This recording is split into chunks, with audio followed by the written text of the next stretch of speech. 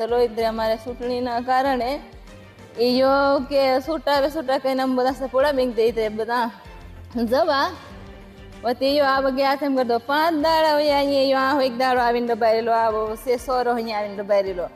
તે હું સવારે 5 વાગે આવી કોઈ છોટો રહેવા મેં એવું કીધે ચાલ ને એમ કરીને એમ ગોરીને ફોન કર્યો બીજાને તે કોઈ નહીં હોય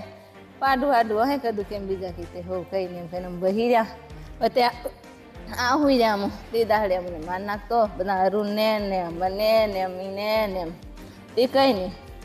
બને એ ચૂંટણીના બારામાં એ ઉભો રહ્યો પેલો ગમે તે એ કરતો પણ મારા લોકોને મારી ગા નાખ્યો ફાયરિંગ કરી ગયો પાછો કેવી રીતે જાનુડી આજે તારા જાનુડી ફૂકા કાઢી નાખ્યા એમ ફાયરિંગ ફટેકડો ફોડ્યો અહીંયા ફોડ્યો 2 વાર પહેલાં અમને ધમકી આપીને ગયો હતો કે સરપંચની ચૂંટણીમાં એ હારી ગયો હતો ને ત્યારે ધમકી આપીને ગયો હતો કે તને હું જીવા નહીં દઉં ને મારી નાખીશ એ મારવાના ઈરાદાથી જ આવ્યો હતો હત્યા કરનારા મોટરસાયકલ લઈને આવે અને ફાયરિંગ કરે અને ફાયરિંગ કરીને હત્યા કરીને જતા રહે ત્યારે આ પ્રકારની ઘટનાઓ મોટા બિહાર જેવા રાજ્યોમાં બનતી હોય છે પરંતુ આવી એક ઘટના ગુજરાતની અંદર બની છે જેને લઈને પોલીસ તંત્ર પણ ચોંકી ઉઠ્યું છે છોટાઉદેપુરના પૂર્વ સાંસદ અને ટ્રાઇફેડના ચેરમેન રામસિંહ રાઠવાના ભત્રીજાની કરપણી હત્યા કરવામાં આવી છે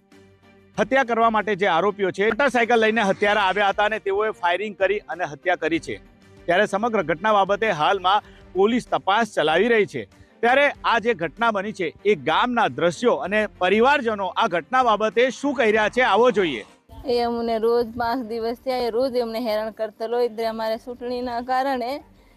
એયો કે છૂટા કહીને અમે બધા સપોડા બેંક દઈ બધા જવા વતીયો આ વગે આ તેમ કરતો 5 દાડા હોય અહીંયા આ એક દાડો આવીને દબાયેલો આવો સે સોરો અહીંયા આવીને દબાયેલો તે હું સવારે 5 વાગે આવી કોઈ છોટો રહેવા મેં એવું કીધે ચાલ ને એમ કરીને એમ ગોરીને ફોન કર્યો બીજાને તે કોઈ નહીં હોય પાડું હે કદું કેમ બીજા કીધે હો કઈ નહીં એમ કહીને બહી રહ્યા તે આ હુઈ રહ્યા હું તે દાડે અમને માર નાખતો બધા અરુણને ને મને ને અમીને ને તે કઈ નહીં બને એ ચૂંટણીના બારામાં એ ઉભો રહ્યો પેલો ગમે તે એ કરતો પણ મારા લોકોને મારી ગા નાખ્યો ફાયરિંગ કરી ગયો પાછો કેવી રીતે જાનુડી આજે તારા જાનુડી ફૂકા કાઢી નાખ્યા એમ ફાયરિંગ ફટેકડો ફોડ્યો અહીંયા ફોડ્યો આ એનું કર્યું અહીંયા વતે આ ફોડ્યો અને સાંજે આજે બસ આવી 8 વાગે તો આવી હે લગભગ 8 વાગે બસ આવે ને તે આ હર તો ઊભો રહેલો એલીને બહાર મેળી અહીંયા અમલો તો ઊભો રહેલો વતે એમ ફીર્યા